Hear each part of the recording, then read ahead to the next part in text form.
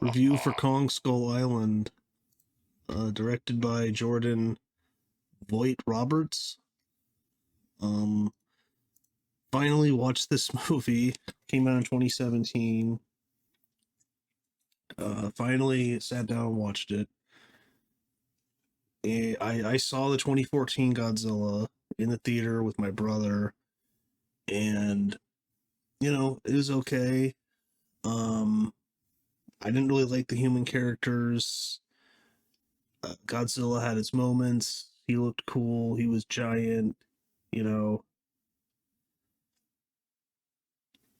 but didn't really love the movie. They barely showed Godzilla. They showed him a little bit, so wasn't that into it really. It was just okay. But I think this is much better. This is way more my kind of movie. Um, I haven't seen any of this other director's work, but man, I think he did a great job directing it. I mean, you got a great cast.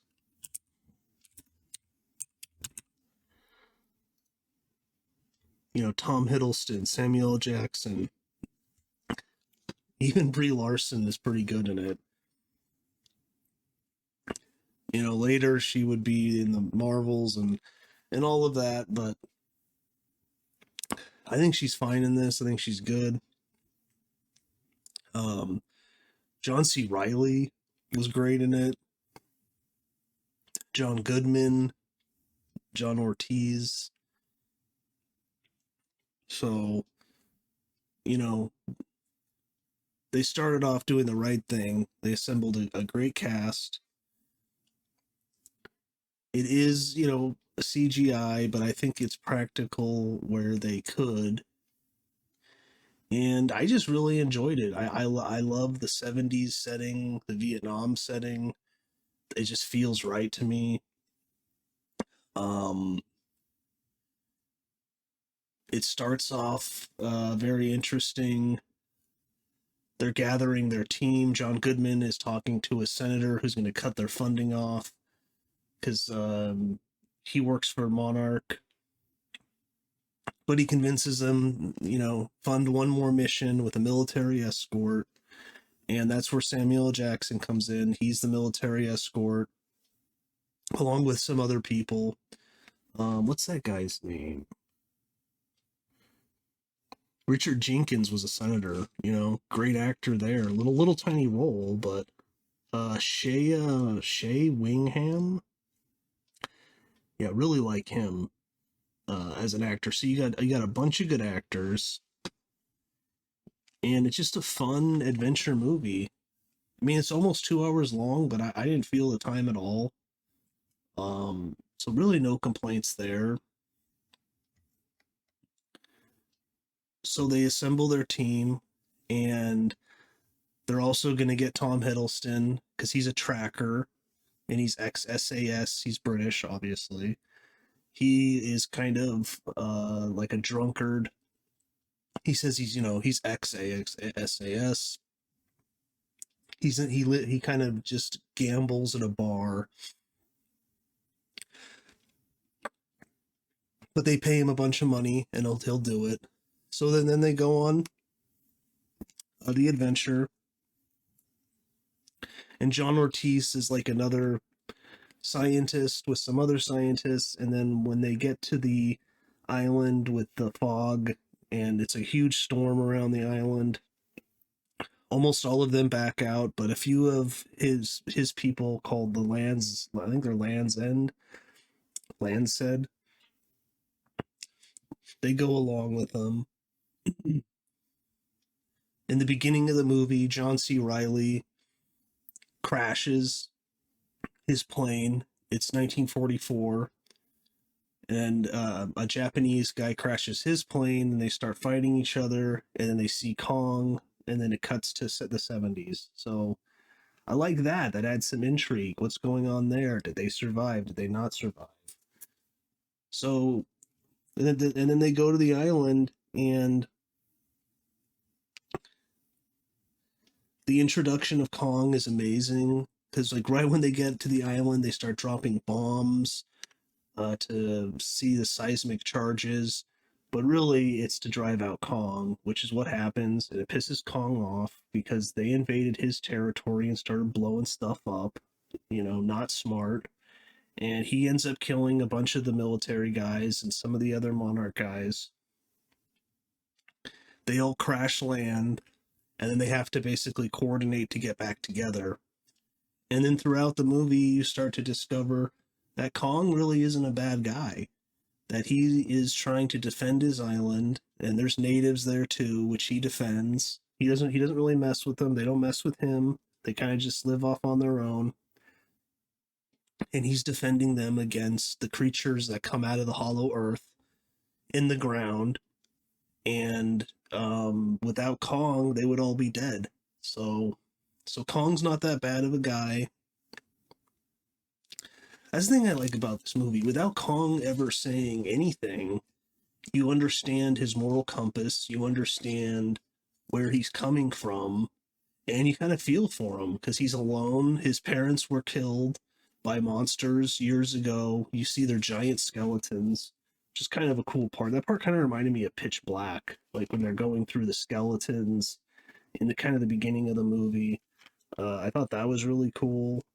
I just I mean I don't have that many complaints. I really enjoyed the movie. I think it's much better than 2014. I haven't seen the other ones after this, but I have a feeling they won't top this because I don't know. I mean, like, yeah, you don't know much about the characters. It's true, but the actors give great performances. Samuel L. Jackson, John C. Riley, John Goodman, Tom Hiddleston. I even like Brie Larson in it. So thought that was really funny in his introduction when they're flying their helicopters to him, and then one of the guys is like, "Is that a monkey?" And you see Kong, and he's just massive, towering over everything.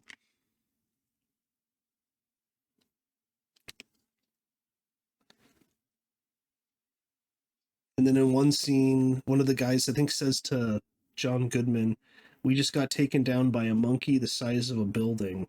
And John Goodman says, "Yeah, that was an unconventional encounter."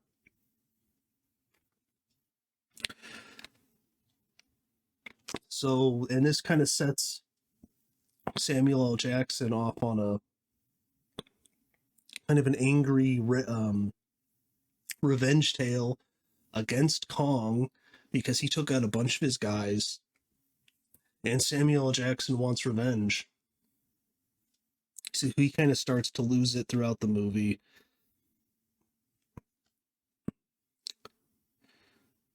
But in the end, Kong is just defending his territory. So you totally get where he's coming from. And you're like, if you just leave him alone, he'll actually protect you. But of course they don't. They end up encountering the natives, and that's where John C. Riley comes back into the picture. And he's been living there. And unfortunately, the other soldier, the Japanese guy, ended up getting killed by some of the monsters, he says. But they were good friends. He has he buried him. He has his katana. I really like John C. Riley as an actor. I thought he was one of the best things about this movie also. Just pretty much every scene he's in I thought was great. And then he kind of educates them on what's going on. And and then they're trying to get to the north side of the island so that they can get rescued, because that was the plan. Spend 3 days on the island, go to the north, and then the third day you get rescued. So they're trying to get there. Samuel Jackson, though, doesn't want to do that because he is just consumed with revenge. So then he is going out to go get Kong, to go find one of his guys, but you know that he's dead. He's just trying to go get a cache of explosives. Some great cinematography, like when Kong first appears. Like they show him in these guys' aviator glasses, They also show like the fire going up through the on just the reflection off of his aviators. I thought that was cool. Some good cinematography, and a lot of it is CGI, but yeah, it just worked for me. So I got to give this director huge props. It kind of sucks he didn't direct any of the other ones after this, but you know, oh well. Um, so the movie's also kind of a tale of the dangers of revenge because it consumes Samuel L. Jackson. He goes out there, he pours napalm into a lake, and he draws Kong there, and he's trying to kill him. And Tom Hiddleston and Brie Larson are trying to convince him, and John C. Riley, don't do this. Kong is just defending his territory, but they don't listen, of course. So they burn Kong up, really injure him, and he is unconscious now. And then the big monster comes out from underneath and starts attacking them, of course. So, but just a great movie. Some parts of it reminded me of the best parts of Jurassic Park. Um, and then they go off running away to a boat that John C. Riley um and that Japanese soldier built out of their two planes. And I think he said a B-52 crashed and everyone was killed years after they landed or were stuck there.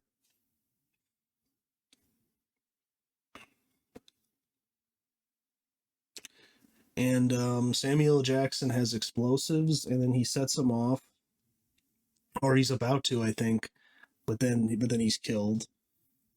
Because he just can't get over that Kong is not a bad guy, really. So,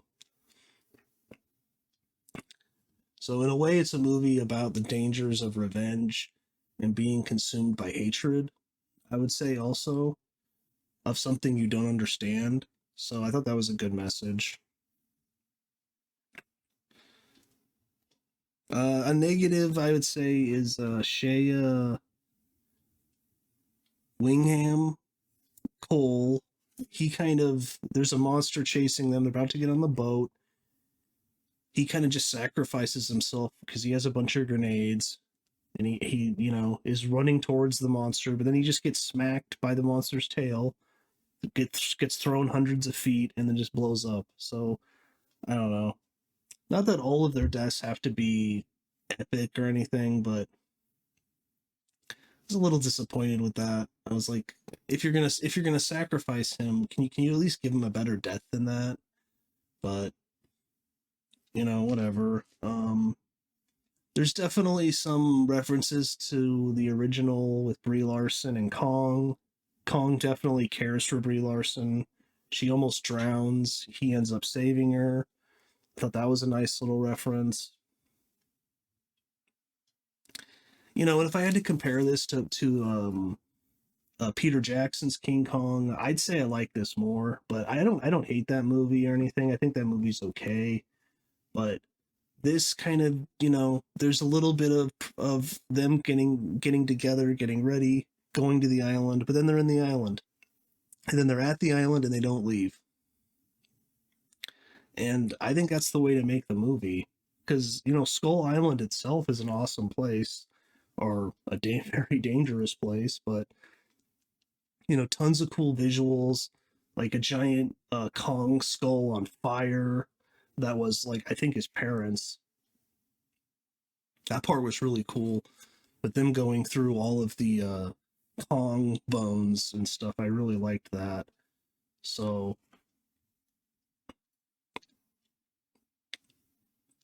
but yeah, some awesome visuals. Um,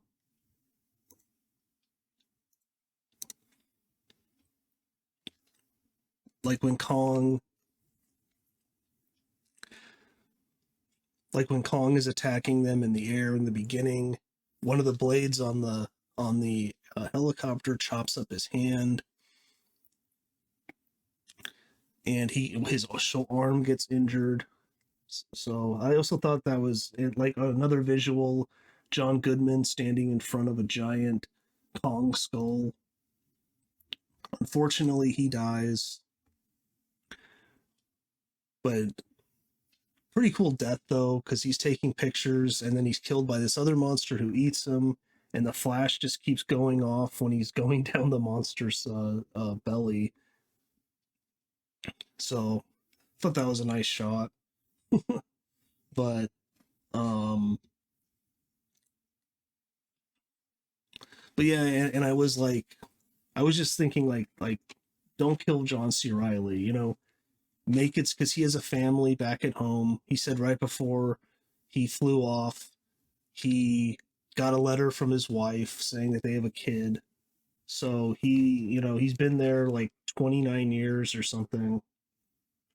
And I was like, just don't kill him for no reason. And they didn't. I thought that was good. And then in the end, when they get off the island, there's a little scene with John C. Riley going to see his wife and kid. I thought that was nice. Um, and then earlier, there's a line from Riley. He's like, when they all get there, and he's shocked that they came, and he's like, you're more beautiful than, what does he say, like watching a Cubs game with a hot dog and a beer.